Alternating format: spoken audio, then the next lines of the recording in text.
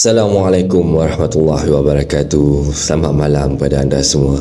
Selamat datang ke channel Kisah Seram Malaysia. Semua kisah-kisah yang saya akan ceritakan di sini anggaplah sebagai satu hiburan saja. Tak ada kena-mengena dengan yang hidup ataupun yang dah pun meninggal dunia. Jadi sebelum kita mulakan, marilah kita sama-sama berdoa kepada Allah SWT. Semoga Allah panjangkan umur, murahkan rezeki, berikan kesihatan yang baik kepada kita semua dan permudahkan segala urusan kita di dunia dan di akhirat. Dan semoga Allah berikan syurga buat mak ayah kita. Dan tanpa membuang masa, marilah kita terus ke video yang pertama dengan lafaz Bismillahirrahmanirrahim.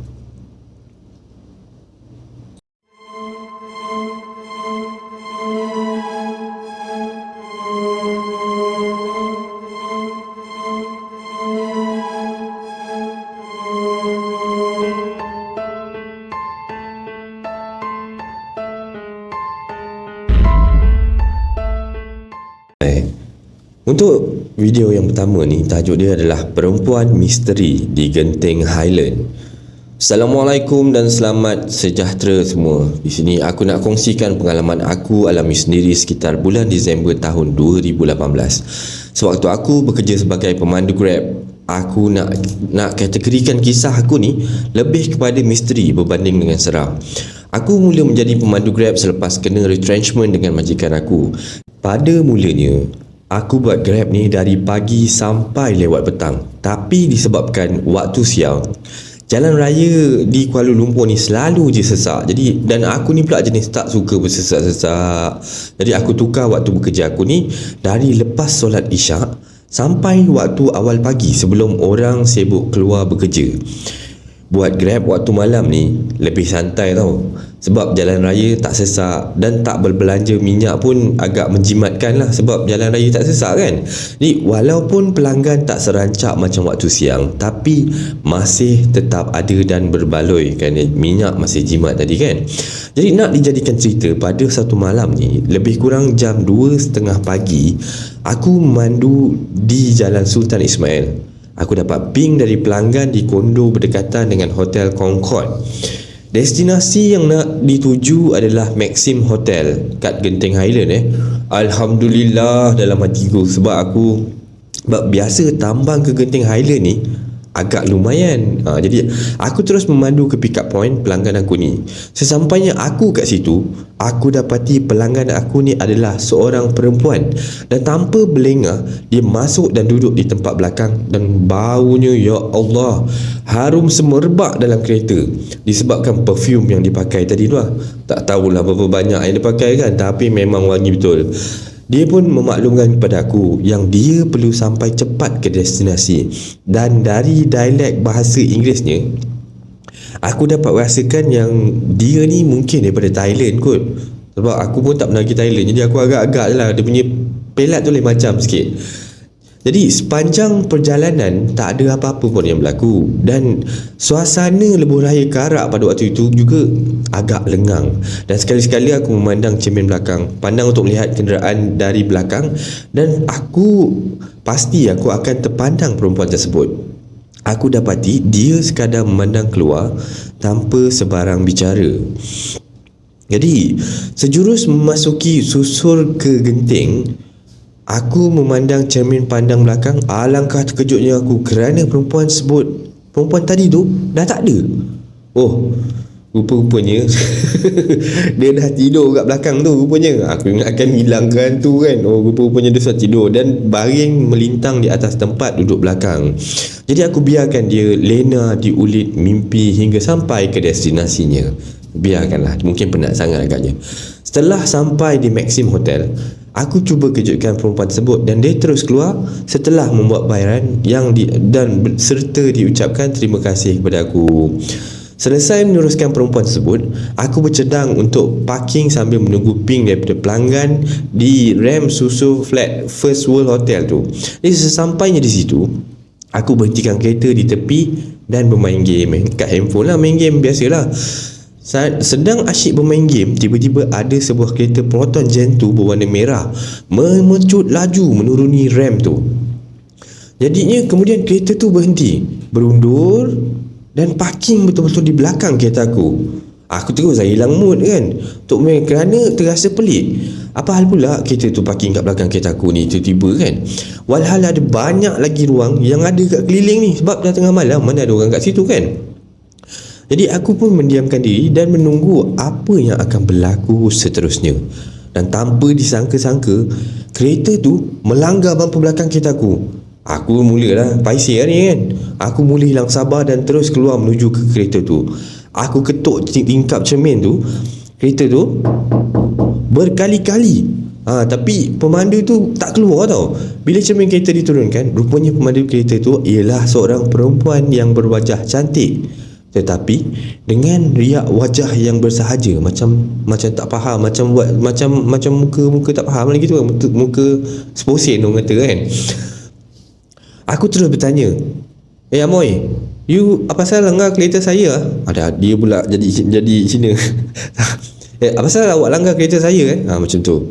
Jadi aku terus bertanya, aku pun tak puas hatilah. Dan aku perhatikan di dalam keretanya, ternyata dia berseorangan dan tidak di bawah pengaruh alkohol ataupun dadah. Nampak muka tu muka bukan orang drug addict ataupun tengah mabuk lah kan. So aku bertanya sekali lagi soalan yang sama dan dia dengan selamba menjawab, saja je, kata dia. Aku terus bertanya kenapa langgar kereta aku, sedangkan aku tak kenal dia siapa. Dan dia berkata, kau kenal aku dan kau tak perlu buat macam tak tahu apa-apa. Aku beritahu yang aku akan buat laporan polis dan dia sekadar membalas, terpulang, up to you. Kan, aku mula terasa ada sesuatu yang tidak kena dan aku terus masuk ke keretaku hingga terlupa untuk memeriksa bumper keretaku. Dan aku menunggu tindakan seterusnya perempuan misteri tu. Lebih kurang 3 minit berlalu, dia mengundurkan keretanya. Lalu dia lalu di sebelah keretaku sambil dia menjeling tajam ke arahku dan berlalu pergi. Terus jalan. Jadi waktu tu aku sudah pun tak ada hati nak sambung kerja ni dan bercadang untuk pulang ke rumah. Tetapi aku biarkan dalam 10 minit untuk nak tempoh bertenang lah agaknya. Biarkan perempuan tu jalan dulu supaya aku tak bertembung lagi dengan perempuan tu. Takut kalau bertembung lagi entah apa lagi dia buat, kita tak tahu kan. Jadi setelah 10 minit berlalu, lebih kurang pukul 4 pagi waktu tu, aku mula bergerak turun daripada Genting Highland melalui jalan raya yang berkabus. Semasa sedang menghampiri satu selekor tajam, aku ternampak kereta Proton Gentoo merah tadi berhenti di satu kawasan yang gelap dengan pintu pemandunya terbuka. Aku dengan rasa tidak puas hati dan ingin tahu, terus menuju dan berhenti di belakang kereta tersebut. Aku keluar dan berjalan laju ke arah pintu kereta tadi yang terbuka tu lah. Aku lihat perempuan ni sibuk selongkar CD player kereta dia. Aku semakin pelik. Aku bertanya, apa yang dibuat dan apa masalahnya? Dia membalas persoalanku dengan minta pelayar, kata dia, nak pelayar. Tanpa berkata apa-apa, aku kebut belakang keretaku. Aku pun ambil pelayar. Waktu tu aku memegang setin minuman yang ada baki lagi. Aku buang baki air dan simpan tin kosong tu dalam boot. Takkan aku nak buang sampah merata-rata kan, maksudnya dia simpan je kat situ. Aku kembali ke kereta perempuan tersebut dan dia mengambil pelayar yang aku ulurkan ni. Nah, ambil ni pelayar. Tadi nak pelayar kan, kata, sambil dia asyik membelik CD player kereta dia. Dia bertanya, kenapa aku buang baki air tadi ke tanah? Jadi aku semakinlah pelik, bagaimana dia tahu aku buang air tadi kan. Jadi tindakanku memang di luar pandangannya sebab terhalang dengan kereta dan dia pula dalam kereta. Aku tak jawab pun soalan dia tadi, tapi aku perlu bertanya pada dia, sebenarnya dari mana dan nak ke mana. Dia cuma menjawab, dari sana nak ke sini. Sini tempat aku, kata dia. Aku yang mula rasa simpati disebabkan kenangkan dia seorang perempuan dan mungkin depres sebab ada masalah. Aku minta nombor telefon dia dengan alasan aku risau dengan keadaan dia dan aku akan kontak dia bila siang nanti untuk pastikan yang dia ni dalam keadaan yang selamat. Dia menjawab, handphone dah tak ada, nombor handphone pun dah tak ada. Aku anggap ini jawapan lawyer buruk dan hanya diam sambil mematikan dia membelik-belik keretanya. Apa yang aku nampak dan kagum, dia belik kereta dia tu dalam keadaan gelap kerana kawasan tu sememangnya gelap. Aku ada juga sekali-sekala kereta melintas, lalu sambil memberi high beam. Tapi aku sekadar buat tak endah je. Jadi lebih kurang 5 minit tanpa berkata apa-apa, kemudian perempuan misteri ni berkata yang dia nak simpan pelayar yang dipinjamin tadi. Aku terus mengambilnya semula. Seterusnya dia membuka dashboard untuk mengambil sesuatu dan dihulurkan benda itu kepadaku. Aku perhatikan dekat-dekat apa yang dihulurkannya tu. Rupa-rupanya tu sebentuk cincin bertahta belian. Tak tahulah ni cincin original ke yang fake punya kan. Dia berkata, ni kau ambil lah. Aku beritahu yang aku tak boleh ambil sebab bukan hak aku. Lagipun tu cincin perempuan. Dia berkata lagi, kalau aku bagi ni nanti akan jadi hak kau. Kau simpan je lah, kata dia. Aku cakap kenapa dia tak simpan saja cincin tu. Dia membalas, aku dah tak boleh pakai dan tak guna aku nak simpan. Sekali lagi dia menghulurkan cincin tu tapi aku tetap menolak. Akhirnya dia berkata, betul ni kau tak nak ambil? Aku berkeras katakan aku tak nak. Kemudian tanpa berkata apa-apa, dia tutup pintu kereta dia. Aku ketuk tingkap kereta sisinya, tapi tak ada respon. Tiba-tiba aku terbau bau hancing yang kuat sangat. Aku mula rasa tak sedap hati. Terus aku masuk ke dalam keretaku untuk beredar. Tanpa berlengah-lengah lagi, aku pun beredar dan meninggalkan kereta Proton Gen 2 merah tadi tu. Kereta tu tak bergerak langsung sehingga ianya hilang dari pandangan cermin belakang kereta aku. Sedang aku memandu menuruni jalan raya yang berbelok-belok ni, ialah jalan genting kan. Tiba-tiba aku dikejutkan lagi dengan bau yang sama aku bau kat kereta perempuan tadi. Tidak aku tahu bau itu bau perfumnya ataupun bau air freshener kereta dia. Tapi yang aku pasti bau tu ada dalam kereta aku waktu tu. Aku terus menurunkan semua cermin sisi kereta aku sambil membaca ayat-ayat suci Al-Quran. Alhamdulillah, tidak ada lagi kejadian pelik sehinggalah aku sampai ke rumah aku.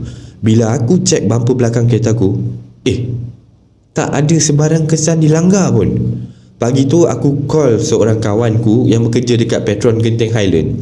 Semasa kenal waktu trip Grab sebelumnya lah. Waktu tu mungkin bersembang-sembang kat sana lah. Aku ceritakan kejadian yang aku alami kepada dia. Dia hanya ketawa sambil berkata, yang Genting Highland ni banyak maksiatnya, banyak syaitannya, banyak jin-jin jahat. Jadi tak mustahil untuk kena gangguan. Dia sendiri akui yang dia pernah diganggu semasa bekerja shift malam. Dan dia juga dah biasa dah dengan keadaan di sana sebab ibu bapanya memang bekerja di sana sejak dia kecil lagi. Begitulah pengalaman aku nak kongsikan untuk kali ini.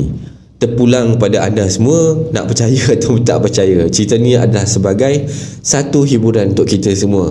Jadi harap anda semua terhibur dengan cerita ni. Pastinya ianya masih menjadi misteri tentang perempuan itu. Misterinya ada ke perempuan yang berani langgar kereta orang yang tak dikenali? Ada ke perempuan yang berani memandu lewat malam di kawasan macam tu? Ada ke perempuan yang berani berhenti di tempat gelap semata-mata untuk belik CD playernya? Kenapa dia perlu bagi cincin pada orang yang tidak dia kenali? Macam mana bau yang ada dalam kereta dia boleh ada dalam kereta aku? Segalanya kekal misteri hingga kini. Jadi harap anda enjoy dengan cerita ni. Marilah kita teruskan pada cerita yang kedua.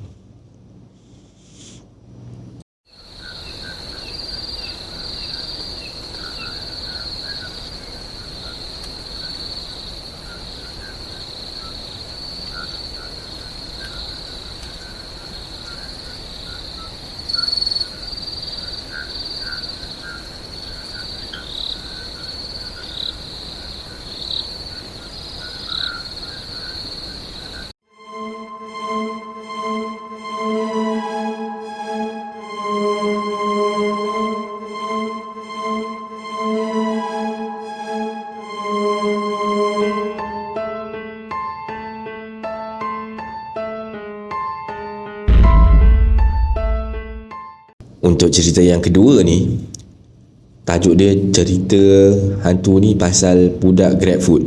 Dia kata dia hantar makanan. Jadi kita mulakan. Kisah ni berlaku tengah hari tadi. Aku dapat trip pesanan 2 family treats dan 5 ketul ayam spicy McD, plus ice cream sundae dan 4 coklat dan strawberry. Punyalah aku lama aku menunggu untuk beratur dekat drive-thru tu. Cuma destinasi penghantaran tu agak memberikan aku 1001 persoalan. Ia berada dekat kubur Cina. Ya betul kan? Mula-mula aku fikir mungkin ada family Cina yang nak makan-makan dekat situ sambil ziarah kubur. Sebab tak nak ambil risiko. Yelah kan, sekarang kan musim Covid. Ni cerita ni waktu musim Covid lah. Jadi bila aku rem motor ni, sampai ke kubur Cina tersebut. Di depannya ada padang lapang yang belalang tinggi. Aku tengok tak ada pun kereta MPV ataupun family Cina kat situ. Ya, aku pusing kat situ. Jadi aku tak semena-mena jadi bingung bercampur dengan seram.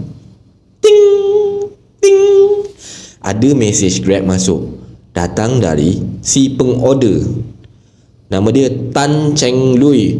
Lai, wah lapar, haus ni bro. Dia kata gitu. Tapi dalam mesej lah, ini saya buat macam Cina cakap lah Jadi bila mesej tersebut masuk, saya amati mungkin ada orang nak kenakan saya atau saja mempergunakan saya. Jadi bila saya cari batu nisan yang bernama sekian, akhirnya saya jumpa juga. Tan Cheng Lui, 1951 until 2020. Wow, ini kubur baru babe. Saya letak semua pesanan dan order family treats, 5 ketol ayam bersama 4 aiskrim sundae betul-betul atas kubur Encik Tan. Letak apa? Dan saya pun berlalu pergi. Dalam 7 langkah, tiba-tiba angin deras bercampur dengan rasa seram sejuk menepal ruang roma saya. Bila saya pusing je belakang, plastik makanan yang baru saya letak sebentar tadi tu tiba-tiba bersepah-sepah. Makanan semua habis dalam sekelip mata. 2 aiskrim sundae coklat tadi dan strawberry tadi seperti macam kena jilat, habis bersih. Lepas tu, wow lapar betulan tu ni. Saya berlari turun dan dari kuburan, dari bukit kuburan tu tanpa membuang masa. Sebelum tu saya sempat ambil selfie. Lantas tanpa membuang masa, saya start motor dan terus memecut keluar daripada kawasan perkuburan Cina. Dan ketika memecut, saya dapat rasa seperti ada lembaga yang bergerak macam angin mengejar saya dari belakang dan bulu roma tengkuk saya meremang sepanjang perjalanan ke rumah. Jadi ini adalah kisah yang pendek untuk kisah yang kedua. Sebelum kita memanjangkan masa lagi, kita sambung untuk kisah yang ketiga.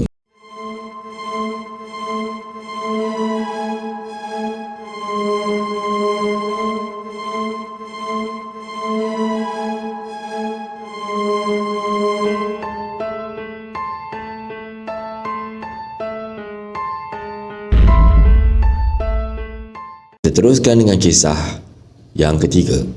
Cerita seram kali ini datang daripada seorang pemandu Grab yang berdepan dengan pengalaman seram semasa dia mengambil penumpang di Putrajaya. Dan seperti biasa, anggap saja cerita seram yang dibaca ini sebagai satu hiburan. Jangan mudah percaya tau, dan jangan jadi tapsuk. Okey. Baik, marilah kita mulakan. Baik, kisah ini terjadi pada tahun lepas di mana saya menjadi seorang pemandu Grab. Dan biasanya di kawasan sekitar Putrajaya sajalah saya cover. Saya melakukan Grab secara part time saja memandangkan saya bekerja di waktu siang dan selepas pukul 5 petang, selepas habis kerja barulah saya buat Grab dan biasanya sampai pukul 9 malam. Di kawasan Putrajaya ni, terutama sekali di kawasan banyaknya bangunan-bangunan kerajaan, dikatakan boleh tahan ramai juga orang yang menggunakan servis Grab ni. Jadi sedikit sebanyak saya dapatlah tambah pendapatan dengan membuat servis di kawasan sana. Tapi ada satu hari ni saya keluar agak lewat daripada pejabat saya lah. Masa tu dah pukul 7.30 malam. Dah maghrib dah. Ini kerana saya perlu siapkan kerja yang penting di pejabat. Jadi sebelum pulang ke rumah, saya solat maghrib dulu kat surau pejabat, siap-siapkan mana yang wajib kan, kewajipan kita kena buat dulu. Bila dah selesai solat, saya terus bergerak ke kereta untuk bergerak pulang lah. Kemudian terdetik dalam hati, buka lah apps Grab, mana tahu kot-kot ada rezeki untuk dapat customer kan sebelum pulang rumah. Alhamdulillah kalau ada. Elok je saya buka apps Grab tu, tengok-tengok ada customer sudah pun menempah kereta. Alhamdulillah, memang rezeki kata dia. Customer ni bekerja di kawasan bangunan kerajaan juga. Kementerian yang mana tak perlu kot saya beritahu kat sini. Jadi saya pun masuk kereta dan terus bergegas menuju ke lokasi customer. Fum. Langit sudah pun gelap pada waktu tu.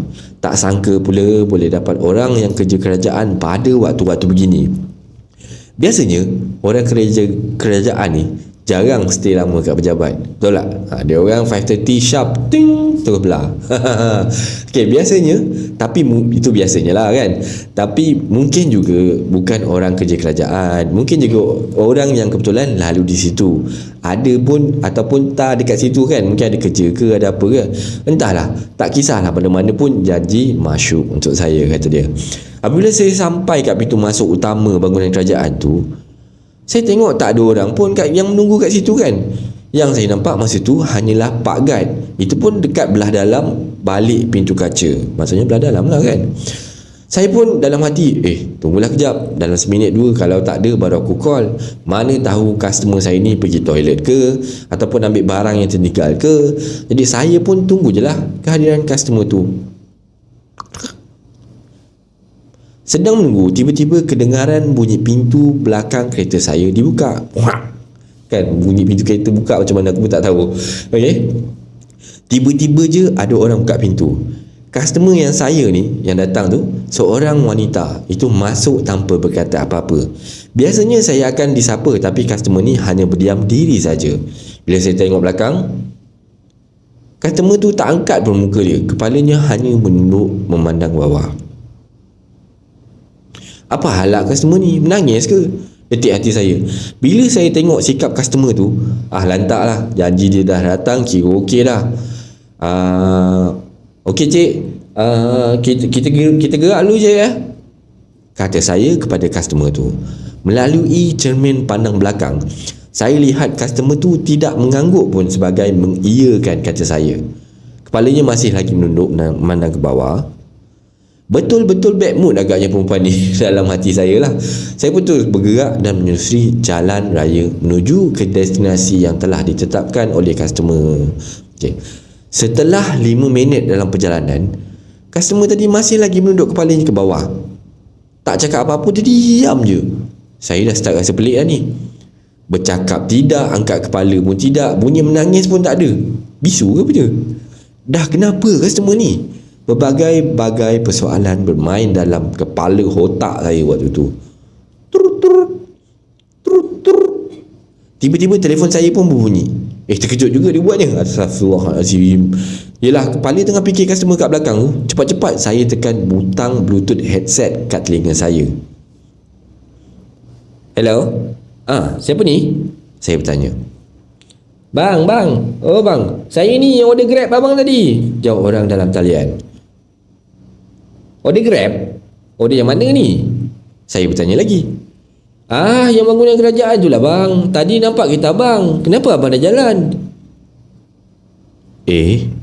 Bukan ke masa tu belum sempat saya habiskan kata-kata, mata saya cepat-cepat memandang ke cermin pandang belakang.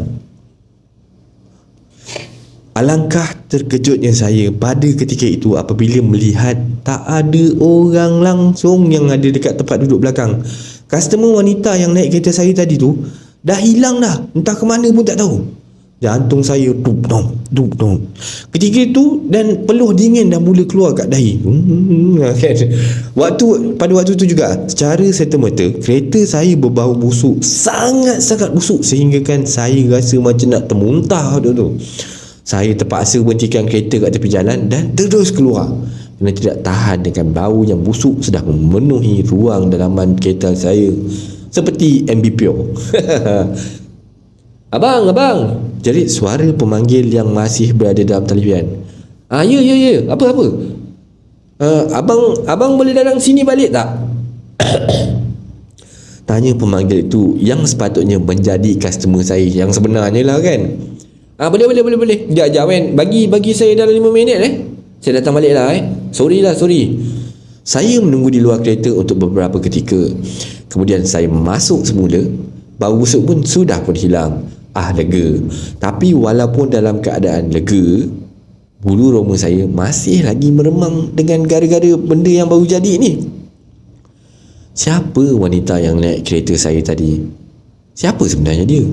Dan sehingga kini kejadian itu masih lagi menghantui diri saya. Okey, ini adalah kisah yang ketiga dan terakhir. Harap dapat menghiburkan anda semua untuk kisah seram Malaysia kali ini. Jadi, okey, sebarang komen dan like dan share daripada anda semua amat-amatlah dihargai. Terima kasih banyak-banyak pada yang dah subscribe channel ni, dan yang masih belum tu, bantulah saya dengan menekan butang subscribe tu. Setiap subscribe anda adalah ibarat satu semangat buat saya untuk terus berkarya. Bantulah saya untuk membuat banyak video-video yang lebih baik, lebih berkualiti, yang lebih enjoyable untuk anda semua, insya-Allah. Jadi sebelum saya akhiri kisah seram Malaysia untuk kali ini, saya nak tanya satu. Anda semua dah selawat tak hari ni? Jomlah kita selawat sekali.